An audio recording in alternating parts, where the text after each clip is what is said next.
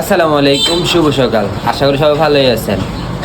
বিকাশ, নগদ এই দুইটা যে একটা ক্যাশ ইন ক্যাশ আউট একটা সিস্টেম আছে কিংবা সেন্ড মানি সিস্টেম আছে, এগুলো গতকাল রাত 11টা 59 থেকে আগামী 12 ফেব্রুয়ারি রাত 11টা 59 পর্যন্ত।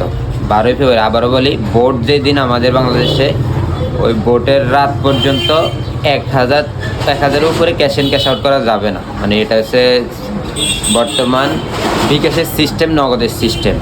বর্তমানে এই 5 দিন, 4 দিন কিংবা 5 দিন পরে এটা এইভাবে এই নিয়মে চলবে। কেউ বিভ্রান্তির মধ্যে পড়বেন না। আশা করি অনেকেই এটা জেনে গেছেন, আর যারা না জেনে থাকেন আস্তে আস্তে জেনে যাবেন, কিন্তু বিভ্রান্তির মধ্যে কেউ পড়বেন না, ভয় পাবেন না। বড় অঙ্কের টাকা পাঠাইলে এখন আসবে না, যার কারণে ভয় পাওয়ার কোনো কারণ নাই। ইনশাল্লাহ 13 তারিখ থেকে আবার সব কিছু আগের মতো হবে আশা করছি আমরা সবাই।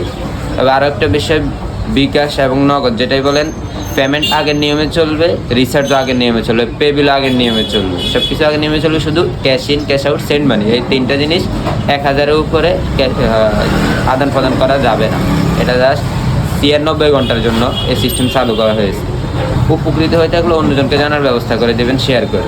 আসসালামু আলাইকুম।